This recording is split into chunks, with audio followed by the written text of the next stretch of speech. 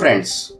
خوش و خرم زندگی گزارنا ہر انسان کی خواہش ہے، اور یہ خواہش اچھی صحت کے بدولت ہی ممکن ہے، اور اچھی صحت اچھی خوراک سے حاصل ہوتی ہے، اور یہ خوراک خالص اور معیاری اشیاء سے حاصل کی گئی چیزوں سے ملتی ہے۔ لیکن افسوس، آج کا ایسا ہونا بہت مشکل ہو چکا ہے، کیونکہ بازار میں ملنے والی تقریباً زیادہ تر اشیاءوں میں ملاوٹ کی جا رہی ہے، اور یہ ملاوٹ انتہائی خطرناک چیزوں سے کی جا رہی ہے، جو کہ صحت ہی نہیں بلکہ انسانی جانوں کا ضیاع کا سبب بن رہی ہے۔ تو آئیے ہم اس سیریز کی تیسری ویڈیو میں ڈاکٹر اسما سے جانتے ہیں کہ ان سے کون کون سی بیماریاں ہو رہی ہیں۔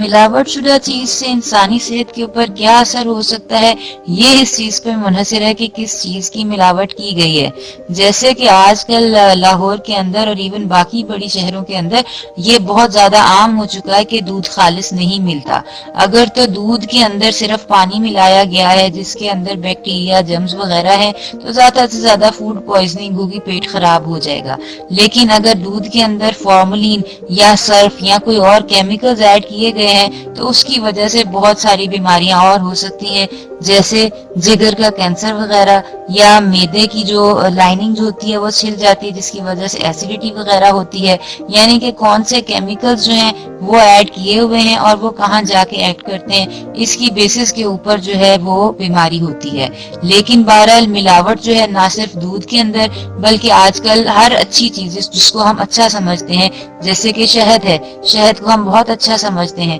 لیکن شہد کے اندر آج کل بہت زیادہ ملاوٹ ہوتی ہے، نہ صرف چینی کی بلکہ ہائی فرکٹوز کارن سرپ جو ہوتا ہے اس کو شہد کے طور پر بیچا جاتا ہے۔ الغرض ملاوٹ آج کل بہت زیادہ ہے، اور